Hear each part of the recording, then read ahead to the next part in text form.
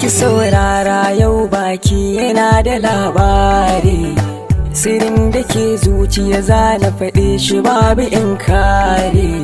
Ni ma na same ki abokai na su na mun gore, bacci da mun share zanai da kin riƙen sirri.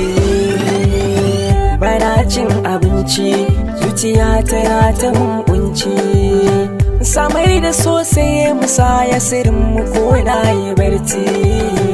Ina ta din shauƙi daga zuci na yi mamaki, zuwan lamari mutum ne da ke nake yin mafarki.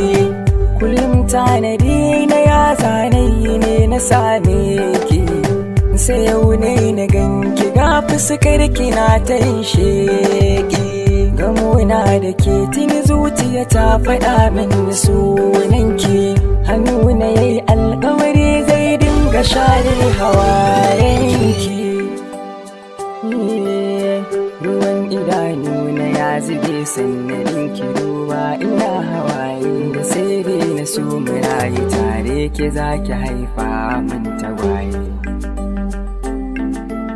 Menene ne za ya kunso a gare ki ya zamto abin so, har cikin zuciyar ki darso, ba shi damar buɗe shafukan so. Lallai soyayyar ki a zuciyar shi da gaskiya yake, bata guda ki yarda da shi kare da ki sanya wa zuci ta ragade.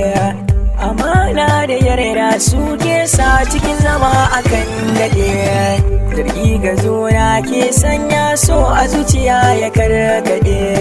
Tunani kiyo ki kare me yasa ya ce sai da ke, ya juya wa kowace ya mace baya duk sabida ke. Hanya ta daidai ya ɗauka duk dan ya kai ga ke, tare da share tazarar zango duk dan zuwa ga ke. Ki rayu da shi, kare ki sanya gashi, so kamar adashi ya zuba miki tun da gashi. Lalama da zo gare ki kyakkyawa mai kyan launi, cikin dubin dubatar mata ki yabe da ki zo gare shi. Farin ciki ya karu ya bala wasu 'yan dabaru, akan ki kam ya huru na so ya sashi ya dinga daru. Dan ki kadai ya zaba, kar ki bari so ya dishi kwaba. Zuciya da raba so ya haɗe ta yara da ki gaba. Ki aminta da soyayya ta mu buɗe shafin ƙauna, a kundin masoya tarihi mu ma mu bar shi hobina. Ki aminta da soyayyar sa ya buɗe shafin ƙauna, a kundin masoya tarihi mu ma mu bar shi